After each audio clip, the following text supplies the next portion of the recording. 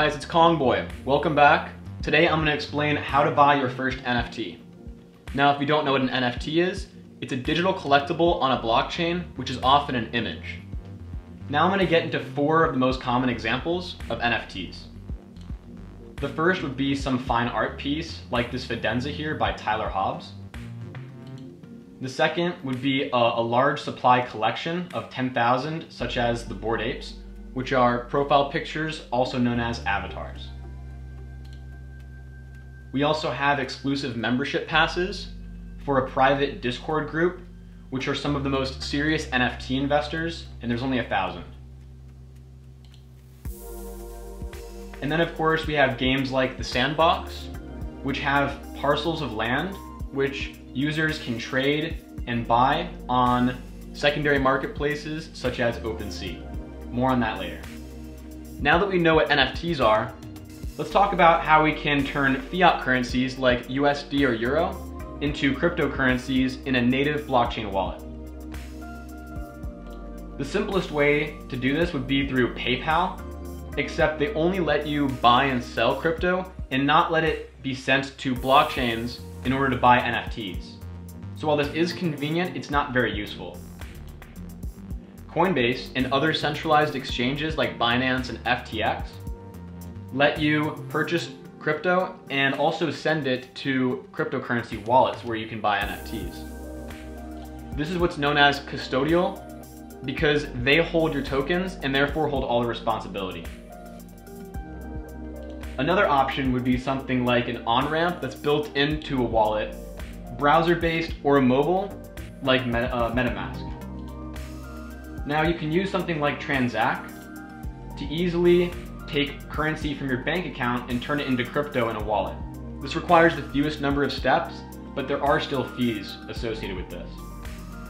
Alright, now that you've got currency from your bank account turned into cryptocurrency in a wallet like MetaMask, there's 2 important things to remember. Make sure you have your seed phrase, basically your password to the wallet, written down in a safe place, because anyone who has that can use your wallet just like you could. Also, before you buy an NFT, make sure that the gas fee is not extremely high, as you could be paying an unnecessary amount to get anything done on the network. To do this, go to etherscan.io, hover over more, and then click gas tracker. If this number is anything over 50, you're going to want to wait to buy because you'll be paying an unnecessary amount for the transaction. Now I'm going to do a demo and show you how buying an NFT actually works. What you're going to want to do is click over here on account and connect your wallet first. It's going to pop up in MetaMask, select the correct account, click next, and connect. Now I'm going to go back to my Moonjacks that I'm going to buy.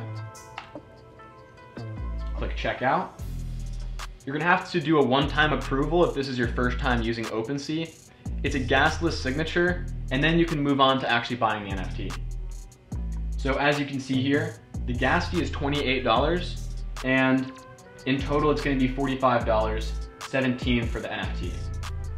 I go ahead and click confirm,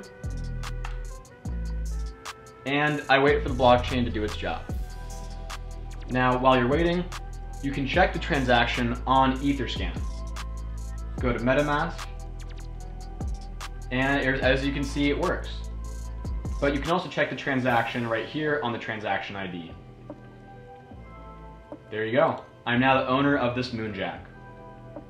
Alright, now to check that you actually own this NFT, you'll see that it says owned by you. You can click on you to see your collection of NFTs. And as you can see here, the Moonjack. OpenSea is the most commonly used marketplace. It supports a variety of chains: Solana, Clayton, Polygon, Ethereum, and it also supports pretty much every NFT. You can also make your own very easily through their contract. Next, let's talk about floor prices, rarity, and wrapped ETH offers. I'm going to use Cyberkong's VX as an example. Now, the cheapest listed in this collection of 15,000 is for 0.65 ETH, about $1,000. And the best offer that it has is for 0.58 ETH. So Wrapped ETH is a different version of Ethereum that has added functionality in order to wait in the contract for the seller to accept the offer. Now you can also make a collection offer on all the NFTs. The best offer in the collection is 0.55, so maybe I want to do 0.6. And then you can set how long you want that to be for. Now obviously, the cheapest in the collection are probably going to be the most common. But if you see a rare one, or you think one looks extremely cool near the floor, that's what I'd call a steal. Now if you want to know for a fact what these steals are, you can go to the collection on a website like Rarity Tools. Type in on the left side here how much you're willing to spend. Let's say 2 ETH. Apply. And then it's going to list all the NFTs in the collection that are at 2 ETH or less, and then rank them by rarity. So this guy looks pretty cool. Let's take a look at him on OpenSea. You can see the traits on the bottom here under properties, and you can see that it's listed for 1.5 ETH with an offer for 0.55. So that would be a pretty good deal in my opinion. All right, so now that you know about price floors, rarity, and wrapped ETH offers, let's take a look at sweeping floors, which means buying a large quantity of NFTs starting at the floor. Gem.xyz and Genie.xyz are two websites that allow you to do this, and let's take a look at an example. Let's use the doodles. Wait for it to load, and you can see on the top right we have the broom emoji. Click on that, and you can select how many items you'd like to sweep. You can select up to 200, and it'll tell you how much you're going to be spending. Wow, 3,000 Ethereum for $4.5 million to sweep 200 of these doodles. Unfortunately, I do not have this much, but it would be nice. All right, now let's talk about scams and hacks. Most hacks and compromised wallets are a result of social engineering, which often targets new and inexperienced crypto users. Now, this often comes in the form of phishing emails that look like they're from OpenSea or MetaMask, which ask for the seed phrase or password to the wallet. And it can also be in the form of a malicious contract that pops up in MetaMask. It may look legit, but sometimes it can allow the hacker to transfer tokens on behalf of your wallet. An important thing to be aware of is when an NFT is stolen, it's often reported to OpenSea so that it can be frozen and no longer traded by the one who stole it. Now, unfortunately, this process does take some time, so it can potentially affect the innocent buyer. All right, now in terms of what to buy, there are a lot of great projects out there. If you want some ideas, check out my top 10 NFT video.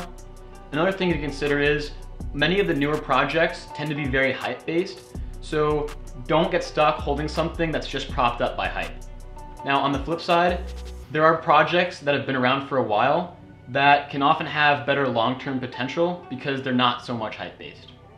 I hope you guys found that helpful. If you have any questions, leave it in the comments below. See you guys later.